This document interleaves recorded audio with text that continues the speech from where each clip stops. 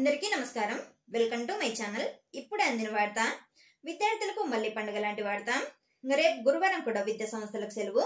ఎందుకనేది వివరంగా అయితే చెప్తాను. స్కిప్ చేయకుండా చూడండి.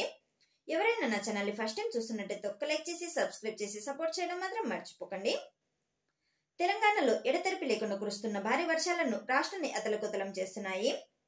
బంగాళాఖాతంలో ఏర్పడిన అల్పపీడనం కారణంగా వర్షాలు మరింత జోరందుకున్నాయి. ముఖ్యంగా మెదక్, కామారెడ్డి, హైదరాబాద్ తో పాటు అనేక జిల్లాల్లో భారీ నుంచి అతి భారీ వర్షాలు కురుస్తున్నాయి. కామారెడ్డి, మెదక్ జిల్లాలో ఇప్పటికే రెడ్ అలర్ట్ కూడా జారీ చేశారు. వరదలో కొట్టుకుపోయిన వాహనాల ఘటనలు చోటు చేసుకుంటున్నాయి. అక్కడక్కడ అనేక మంది వరదల నీటిలో చిక్కుకోగా రెస్క్యూ టీములు వాళ్ళని కాపాడాయి. ముఖ్యంగా రామాయంపేటలో సుమారు 300కు పైగా విద్యార్థులు వరద నీటిలో ఇరుక్కుపోయిన సంఘటన పెద్ద ఆందోళనకరంగా మారింది. ఇప్పుడు ఈ నేపథ్యంలో అధికారులు గురువారం విద్యా సంస్థలకు సెలవు ప్రకటించారు. దీంతో విద్యార్థులు మళ్లీ పండుగ వాతావరణం నెలకొంది.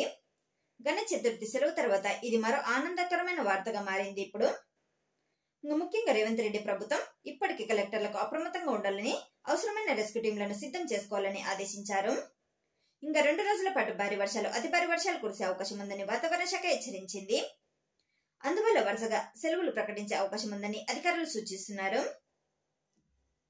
కరీంనగర్, నిజామాబాద్ తో పాటు మరికొన్ని జిల్లాల్లో కూడా వర్షాల ప్రభావం తీవ్రంగా ఉన్నందున అక్కడ కూడా పాఠశాలలకు సెలవు ప్రకటించే అవకాశం అయితే ఉందట.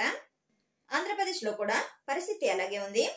అక్కడ కూడా మరో 6 రోజుల పాటు భారీ వర్షాలు కురిసే అవకాశం ఉండడంతో ప్రభుత్వం ప్రజలకు అప్రమత్తంగా ఉండాలని సూచించింది. ఇంకా 2 తెలుగు రాష్ట్రాల్లో లోతట్టు ప్రాంతాల్లో జలమయం కాగా రహదారులు చెరువుల్లో మారిపోయాయి. ఈ క్రమంలో అధికారులు ప్రజలకు అనవసరంగా బయటకు వెళ్లకూడదని, ముఖ్యంగా మ్యాన్ హోల్స్, నల్లల వద్ద జాగ్రత్తలు పాటించాలని అయితే సూచించారు. దీనిపై మీరేమనుకుంటున్నారో కామెంట్ చేయండి.